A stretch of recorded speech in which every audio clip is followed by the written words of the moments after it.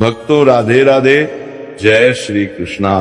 भक्तों आप सभी लोग जानते हैं कि 4 अगस्त 2026 यानी मंगलवार को पड़ रही है सावन महीने की मंगला गौरी व्रत और षष्ठी तिथि, जो बहुत ही खास है। और भक्तों ये वह तिथि है जो सावन मास में पड़ने वाली सबसे बड़ी तिथि है, क्योंकि ये मंगलवार के दिन पड़ रही है और इसका बहुत ही बड़ा और विशेष महत्व होता है पूज्य पंडितों और गुरुओं ने कहा है कि अगर कभी भी मौका लग जाए और सावन महीने की षष्ठी तिथि मंगलवार को पड़ जाए तो आप लोगों को 2 लौंग का उपाय तो अवश्य ही करना चाहिए। इन दोनों का संयोग बहुत ही कम आता है। इसी के साथ में पंडितों और गुरुओं ने अपनी शिव पुराण कथा में बताया है कि इस दिन आपको 2 लौंग का उपाय तो आपको अवश्य ही करना चाहिए, क्योंकि ऐसा दिन पूरे साल में सिर्फ एक ही बार आता है। और भक्तों आप सभी लोग जानते हो कि मंगलवार षष्ठी का अगर सबसे बड़ा कोई उपाय है तो वो 2 लौंग वाला उपाय है। तो भक्तों इस मंगलवार के दिन आप लोगों को इस 2 लौंग वाले उपाय को जरूर करना है। बहुत सारे लोग होंगे जिन लोगों ने इस उपाय को न किया हो, मतलब पूरा साल निकल गया उन्होंने किसी भी दिन इस लौंग वाले उपाय को ना किया हो। पर भक्तों आपके पास एक आखिरी मौका बचा हुआ है जो कि 4 अगस्त के दिन है। तो इस दिन आप लोगों को इस वाले उपाय को जरूर कर लेना है। भले ही आपने पूरे महीने भर इस उपाय को ना किया हो, पर अगर आपने इस सावन महीने की षष्ठी तिथि के दिन अगर इस वाले उपाय को कर लिया तो आपको इस उपाय को करने का वो फल मिलेगा जिसकी आपने कभी कल्पना भी नहीं करी होगी। इसीलिए आप लोग इस वाले उपाय को एक बार जरूर कर लेना है, ताकि आप लोगों के हाथ से ये मौका ना जा सके और आपको इस उपाय को करने का फल मिल सके। भक्तों यह उपाय पंडित जी ने अपनी अभी की ही श्री शिव महापुराण की कथा में बताया है, जिस उपाय को आज हम आपको बहुत अच्छे से समझाने वाले हैं। इस वीडियो को देखने के बाद इस उपाय को समझने के लिए आपको कोई और वीडियो को देखने की जरूरत नहीं पड़ेगी। तो चलिए भक्तों उपाय को शुरू करते हैं। देखिए ये इस सावन महीने के मंगलवार षष्ठी के दिन ये इतना खास होता है, इतना महत्वपूर्ण होता है। देखा गया है कभी कभी बड़े बड़े पूजा पाठ अनुष्ठान से जो मनोकामना पूर्ण नहीं होते, वो सावन महीने के मंगलवार के दिन एक छोटे से उपाय करने से ही आपकी मनोकामना पूर्ण हो जाती है। और बहुत सारे लोगों ने इस उपाय को किया भी है और उनको इस उपाय को करने का फल भी जरूर मिला है। अगर आप लोग भी इस उपाय को करना चाहते हैं तो आप इस उपाय को पहले अच्छे से समझ लेना, सुन लेना, उसके बाद करना। आपको इस उपाय का फल जरूर मिलेगा और इस उपाय को कर लेने से आपके घर में चाहे किसी भी प्रकार की दुख और समस्या क्यों ना चल रही हो, आपको उसका कारण भी नहीं पता है कि भाई ये समस्या किस कारण से चल रही है। उसका कुछ भी कारण हो सकता है, जैसे पितृदोष हो सकता है या किसी भी तरह का मंगल दोष भी हो सकता है। तो इस दिन आप लोगों को ये वाला उपाय कर लेना है। ये एक ऐसा उपाय है जिस उपाय को अगर किसी विशेष दिन पर किया जाए तो भाई उस विशेष दिन का जो है वह तो हमें मिलता ही मिलता है। पर हमने उस दिन पर इस उपाय को किया है तो हमें उससे भी बड़ा फल मिलता है और फल बहुत जल्दी मिलता है, क्योंकि आप इस उपाय को बहुत ही बड़े और विशेष दिन पर कर रहे हो। तो चलिए अब उपाय के बारे में बात करते हैं, लेकिन उससे पहले आप लोगों को ये जानना आवश्यक है कि आखिर ये उपाय किस समय करना है, किसको करना है और कैसे करना है। तो चलिए हम आगे आपको वीडियो में एक एक करके बता देते हैं। लेकिन उससे पहले अगर आप लोग हमारे चैनल पर पहली बार आए हैं या फिर मेरी आवाज आज पहली बार सुन देनी ये रहे हैं तो हमारे चैनल को सब्सक्राइब जरूर कर लेना और इस वीडियो को लाइक करके कमेंट बॉक्स में श्री शिवाय नमस्तुभ्यम ओम नमः शिवाय जरूर टाइप कर देना। तो भक्तों इस 2 लौंग वाले उपाय को हमें इस मंगलवार षष्ठी के दिन कैसे करना है, किसको करना है, किसको करना है, समय करना है और कहां पर करना है, ये सारे सवालों के जवाब आपको इस वीडियो में मिल जाएंगे। और जो ये वीडियो देखेगा भाई उसको 2 लौंग वाला उपाय जरूर करना चाहिए, क्योंकि इस दिन लौंग का भी बहुत ही बड़ा और विशेष महत्व होता है। और जब बात आ जाए 2 लौंग की तो ये सोने पर सुहागा वाली बात हो जाती है और ये एक बहुत ही बड़ा उपाय हो जाता है।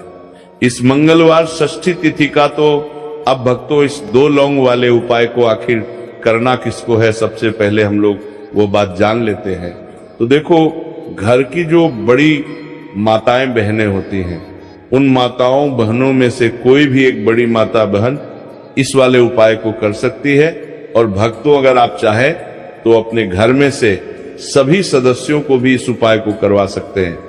अगर किसी व्यक्ति की खुद की कोई मनोकामना है, खुद की कोई दुख और परेशानी है जो कि वह अपने लिए ही करना चाहता है इस वाले उपाय को, तो वो खुद अपने लिए भी कर सकता है। बाकी अगर कोई घर में से ऐसा है जो कि अपने पूरे घर परिवार की सुख और शांति के लिए ये वाला उपाय करना चाहता है, तो भाई वो भी कर सकता है, उसमें भी कोई दिक्कत वाली बात नहीं है। कहने का मतलब ये है कि इस उपाय को हर एक सदस्य भी कर सकता है और पूरे घर परिवार के सदस्य के लिए घर की बड़ी माताओं बहनों में से कोई एक माता बहन भी कर सकती है। माताएं बहनें अगर घर में उपस्थित ना हो या वो ये वाला उपाय ना कर पा रही हो, तो फिर घर का कोई बड़ा सदस्य भी इस 2 लौंग वाले उपाय को कर सकता है, चाहे फिर वो पुरुष ही क्यों ना हो, उसमें कोई भी दिक्कत वाली बात नहीं है। अब भक्तों, इस लौंग वाले उपाय को हमें करना कहाँ पर है? देखो, हमें शिवलिंग के पास में जाकर करना है। बहुत सारे लोग प्रश्न करते हैं हर एक उपाय को करते समय, क्या हम इस उपाय को घर पर या मंदिर में कर सकते हैं? देखो, तो इस वाले उपाय को आप मंदिर में करोगे तो अच्छा रहेगा, घर पर नहीं करना है इस वाले उपाय को। उसके बाद में भक्तों, जो अगला प्रश्न निकल कर आता है वो ये आता है इस उपाय को लेकर कि आखिर इस उपाय को हमें किस समय करना है, सुबह के समय करना है कि शाम के समय करना है? तो देखो, इस वाले उपाय को आप लोग सुबह के समय भी कर सकते हो और शाम के समय प्रदोष काल में भी कर सकते हो। अब अगर आप पूछो कि भाई सबसे उत्तम समय कौन सा रहेगा इस 2 लौंग वाले उपाय को करने का, तो हम आपसे बस यही कहेंगे कि इस उपाय को आप शाम के समय करेंगे तो ज्यादा बेहतर होगा। बाकी अगर सुबह के समय भी करेंगे तो भी अच्छा होगा, उसमें कोई भी दिक्कत वाली बात नहीं है। तो अब भक्तों, जो अगली सबसे बड़ी और महत्वपूर्ण बात आती है वो ये आती है कि सुबह अगर हम उपाय को करेंगे तो हमें कितने बजे से लेकर कितने बजे तक के बीच में करना है, और शाम के समय प्रदोष काल में करेंगे तो हमें कितने बजे से लेकर कितने बजे के बीच में करना है। तो देखो, सुबह जितनी जल्दी हो सके आप उपाय को करने की कोशिश करना।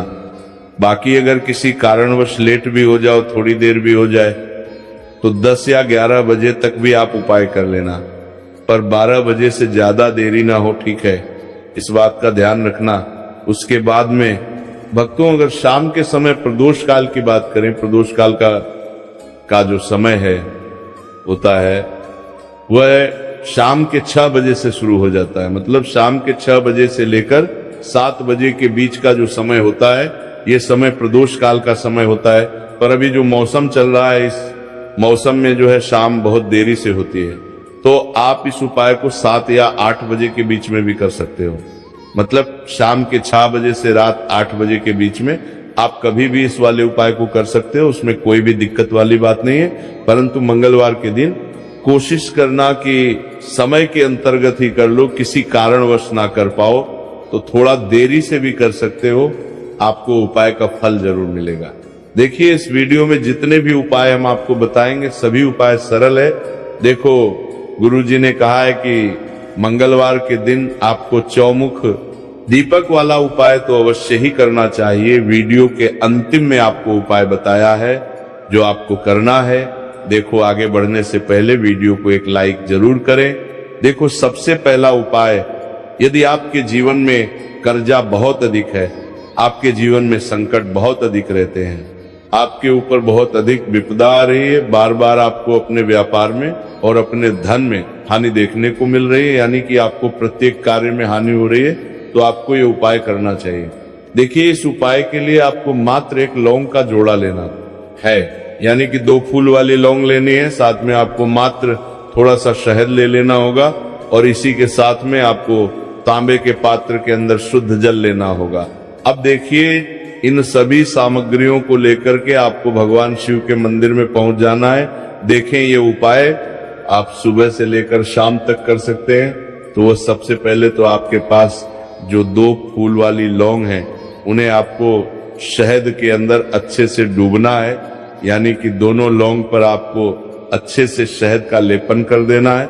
अब आपको जो आपके पास 1 लोटा जल है, सबसे पहले तो उसे शिवलिंग पर धीरे धीरे समर्पित करना है और श्री शिवाय नमस्तुभ्यम इस मंत्र का जाप करते हुए समर्पित कर देना है। अब आपके पास जो 2 फूल वाली लौंग है शहद से, उसे आपको शिवलिंग पर अर्पित करना है और आपको प्रार्थना करनी है कि जीवन में जो रोग की स्थिति है वह समाप्त हो, जीवन के जो संकट और समस्याएं हैं वह सभी समाप्त हो, जीवन से जो कर्ज की समस्या है वह समाप्त हो। इस प्रकार से प्रार्थना करते हुए ये जो 2 फूल वाली लौंग ही शहद संयुक्त, इससे आपको शिवलिंग पर अर्पित कर देनी है। आपकी जो भी समस्या होगी इस मंगलवार के दिन अवश्य ही समाप्त हो जाएगी। तो इस प्रकार से आपको पहला उपाय करना है। अब हम बात कर लेते हैं दूसरे उपाय के बारे में। देखो, ये उपाय आपके लिए सर्वश्रेष्ठ होने वाला है। देखिए, इस उपाय के लिए आपको मात्र 5 हरे मूंग के दाने आपको साबुत लेने हैं, खंडित नहीं होने चाहिए। इस बात का ध्यान रखें। और इसी के साथ में आपको एक तांबे के पात्र के अंदर अपने घर से शुद्ध जल ले लेना है। अब भक्तों, इन सभी सामग्रियों को लेकर के आपको सीधे पहुंच जाना है भगवान शिव के मंदिर में।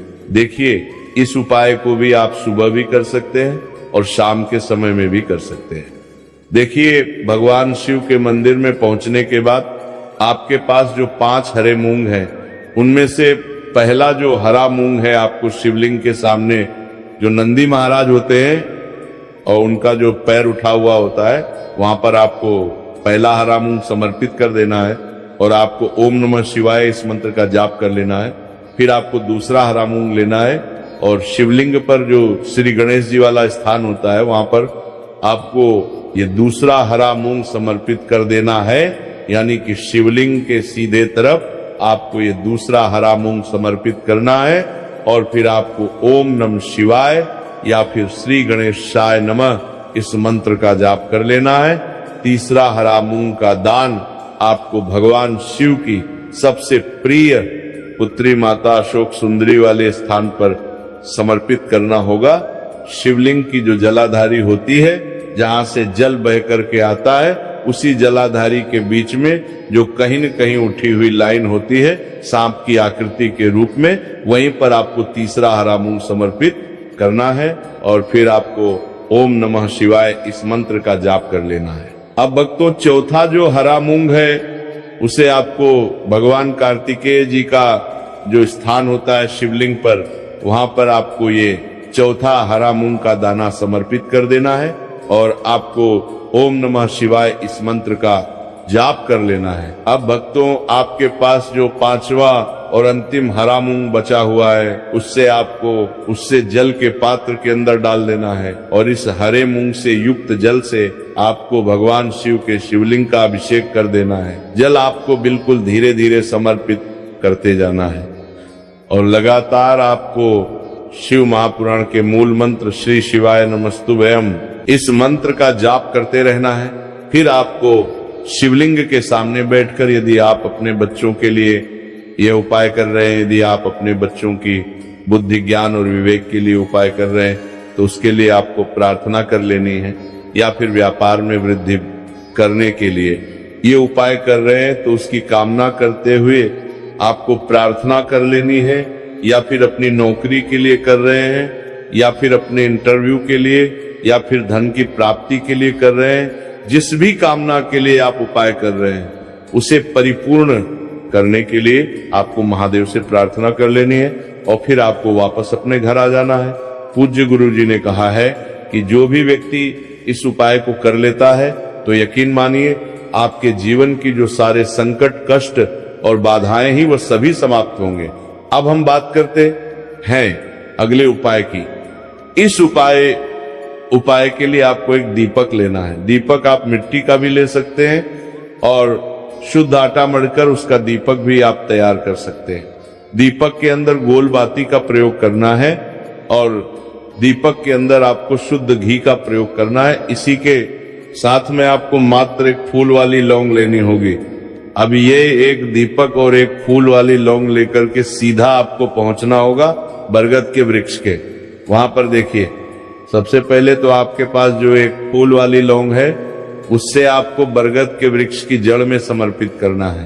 देखिए, अगर आपके जीवन में कोई भी बड़ा संकट आने वाला है, कोई भी बड़ा कष्ट आने वाला है, तो वह इस उपाय के माध्यम से दूर होने वाला है।